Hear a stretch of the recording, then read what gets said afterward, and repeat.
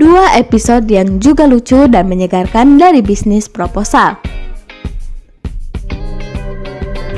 Selamat datang Drakolovers di channel Drakor, channel YouTube yang membahas, mereview, menceritakan, serta membagikan informasi seputar drama Korea.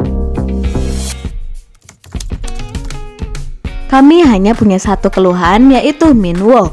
Minwo sama sekali tidak punya urusan untuk terlihat cemburu setelah Hari mengakui bahwa dia pergi bersama seorang pria di konser. Kami memahami bahwa ada beberapa kecemburuan yang realistis dalam pertemanan antara laki-laki dan perempuan. Karena ada banyak orang di dunia yang menggunakan kata hanya teman. Dan tiba-tiba mereka kehilangan setelah hanya teman tersebut tidak lagi bersama, atau menjauh karena berpacaran dengan orang lain dan sebagainya. Mungkin Minwo dibuat untuk menambahkan konflik dalam plot drama atau menjadi antagonisnya. Namun Minwo sudah menolak Hari dengan kembali dengan mantannya dan bahkan memberi nasihat Hari untuk pergi konser dengan laki-laki lain. Bagaimanapun itu adalah tindakan dari orang yang tahu kalau temannya jatuh cinta pada dirinya, dan orang tersebut melakukan segala cara untuk mengisyaratkan bahwa temannya harus melupakannya, atau kasarnya menolak secara halus. Dan Minwo melakukan itu pada Hari. Jadi mengapa Minwo menjadi aneh ketika tahu Hari mungkin berpacaran dengan laki-laki lain? Ini benar-benar menyeramkan.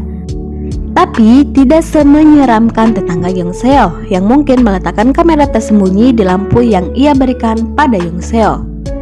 Kami suka dengan bagaimana Hari menggunakan prinsip bisnis Taeyong untuk melawan Taeyong sendiri, dengan mengatakan bahwa melanjutkan hubungan palsu itu buruk ketika yang asli akan memiliki hasil jangka panjang yang lebih baik.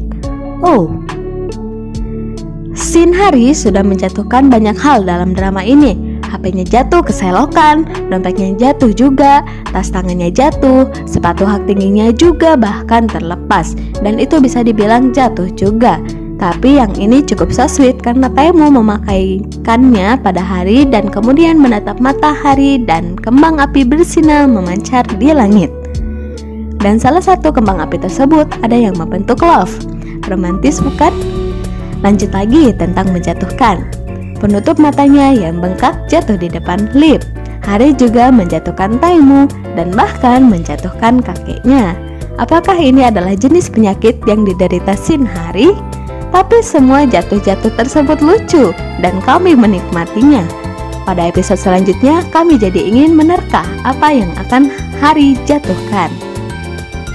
Kami senang akhirnya Taeyong segera mengetahui atau lebih tepatnya menyadari kebenaran Hari. Dan ketidaktahuan ini tidak larut lebih jauh lagi.